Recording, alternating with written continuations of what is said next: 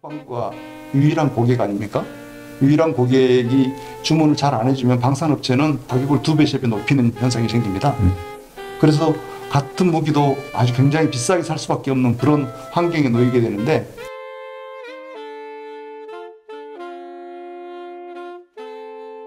구성품이나 핵심 부품 등의 원천 기술이 없어서 해외 의존을 하고 있는 경우라고 하면 수출을 해놓고도 우리가 직접적으로 지원을 하지 못하고 굉장히 번거롭게 절차를 이어가죠. 그런 경우는 원천 기술을 가진 국가, 그런 국가의 수출 단계부터 승인을 받게 됩니다. 승인을 받지 않고 갈 수가 없고, 그럼 우리 무기의 모든 거래 조건에는 제3자로 전환하는 Third Party Transfer라고 하는 그 조항이 있습니다. 네. 그래서 제3국이나 다른 제3자, 목적의 3자에게 전환되는 경우에 조치 방식에 서약을 하게 됩니다. 그 자체로 원래는 금지하고요. 그런 경우에 승인을 득한다는 건 되기 때문에 우리가 외국에서 들어온 기술을 가지고 제3국에 수출하는 경우에는 실제로 경제적으로도 큰 도움이 안 되고 원천 제작자가 상당히 많은 로열티를 가져가죠. 네. 수출 자체도 예를 들면 저희가 미국에서 많이 가져왔는데, 제가 인도에 있을 때 인도 장관께서 야, 방산 협력하다 보면 한국에서 들어올 게 많은데 실질적으로 진행이 잘 안 되는 이유 중에 하나가 혹시 너희 나라 그 생산하는 무기들의 원천 제작자가 미국이라서 그런 거 아니냐, 미국이 승인을 안 해줘서 그런 거 아니냐라고 직접 저한테 질문한 적이 있었습니다. 제가 그런 요소도 있을 수 있는데 세세하게 잘 알지 못합니다라고 답변한 적이 있어요. 그리고 이제 우리나라 방산의 제가 전문가는 아니지만 일견 이제 대기업 중심으로 편성이 돼 있어서 아주 건강한 중소기업들의 생태계 조성이란 측면에서는 우리가 조금 취약한 부분 아닌가 하는 생각도 있어요. 어떻습니까? 핵심을 말씀하셨습니다. 저희가 이제 대기업 위주로 되어 있다 보니까 실제로 국산화라는 게 있는데요. 외국에서 수입하던 어떤 부품이 도태돼서 우리가 스스로 만들어야 되는 경우가 있습니다. 그런 경우가 많은데 거기에 핵심 키를 다 대기업이 갖고 있습니다. 국산화하는 여타 중소기업, 소기업 이런 기업들은 그런 대기업에 납품할 수 있는 구조를 만드는 것이 매우 중요한데요. 그런 면에서 대기업 중심 구조가 굉장히 견고하게 되어 있고, 또 하나는 그렇게 할 수밖에 없는 것이 제가 말씀드렸다시피 우리가 쓰는 무기 자체가 시장의 어떤 건강한 생태계가 되기에는 수량이 부족합니다. 그래서 저희들이 방산업체 입장에서는 이걸 해외에 수출한다는 것은 그런 면에서도 굉장히 좋은 효과를 가져올 것입니다. 그렇죠.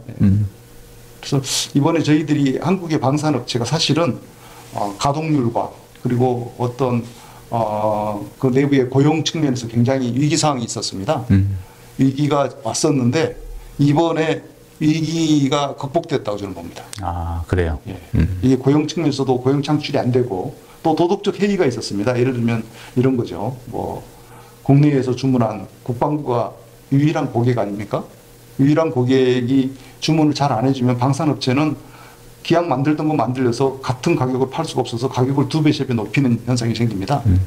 그래서 같은 무기도 아주 굉장히 비싸게 살 수밖에 없는 그런 환경에 놓이게 되는데, 이게 대량 생산을 하게 되면 이런 문제가 다 해결이 되죠. 네. 그래서 경제적인 수량을 생산한다는 것이 매우 중요한데, 이번에 우리가 수출로 그 활로를 어느 정도 뚫었다. 요즘 뭐 고용도 늘어나고 있다는 얘기 들었습니다. 그러니까 K방산 르네상스라는 것이 우리 안보 측면에서도 대단히 큰 그 혜택이 있는 거예요. 그렇습니다. 네, 우리 안보 수준을 높이는데도 정말 큰 도움을 주는 요인이다. 비단 경제뿐만이 아니다. 이런 생각이 드는군요.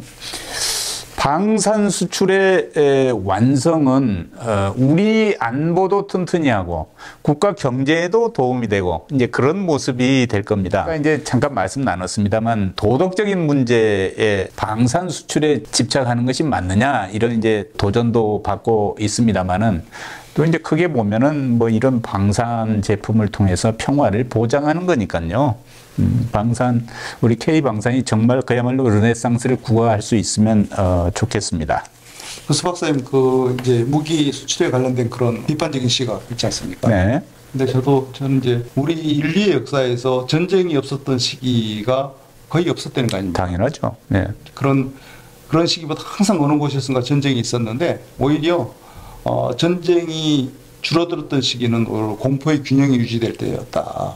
그래서 인류 세계에 이런 평화를 달성하는 방식이 매우 폭력적인 방식이었다는 이 아이러니가 하나 있습니다. 네. 그래서 저희들이 지구상에 있는 모든 무기를 다 없앨 수가 없는 한에서는 다 없으면 좋겠죠.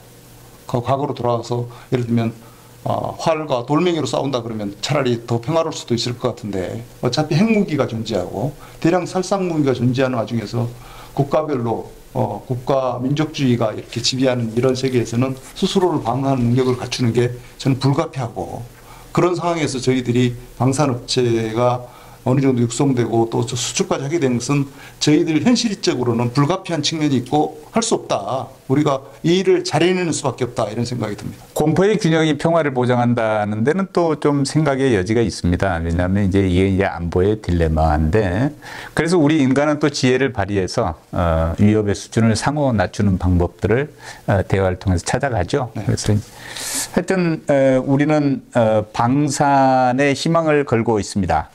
방산 전시회가 가끔 열리죠. 저희 방산 전시회를 약간 소개해드리면 네. 저희 방산 전시회는 사실 매년 열리고 있습니다. 그런데 이제 이게 주로 이렇게 하죠. 지상군 무기 전시회는 일산의 킨텍스라고 하는 전시장에서 주로 DXK라고 해서 열리고요. 이게 열리지 않는 해는 아덱스라고 해서 서울공항에서 열립니다. 아덱스는 주로 공군이 주로 하고 네. 주로 해군들은 별도로 부산에서 마덱스라고 하고 있습니다. 그래서 마덱스는 주로 이렇게 DX 지상군 무기 전시회와 같은 해에 열리고 있어서요.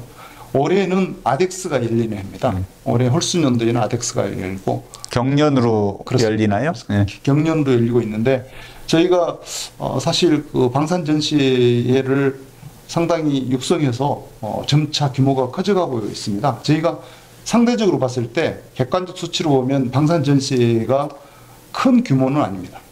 그런데 점차적으로 확대돼서 늘려가고 있는 추세고 외국에서도 더 참여를 원하는 데가 늘어가고 있어서 그런 면에서는 우리가 이 방산 전시를 잘 활용하고 이때 방산 전시회 가면 무기 전시뿐만 아니고 시범 또 각종 세미나 학술 세미나 같은 게 열리기 때문에 군대에 관련돼서 관심 있으신 분들이 그때 많이 오죠. 네. 그래서 그런 데 참여하시면 많은 도움도 될 것 같습니다.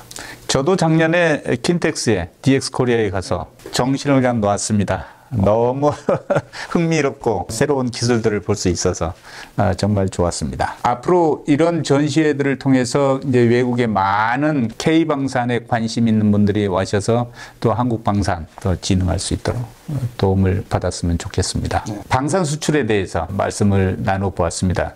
K 방산이 꽃을 피울 수 있을 거라고 또 기대가 크고 앞으로 더 많은 무기 이야기 우리 함께 나눴으면 좋겠습니다. 네, 알겠습니다.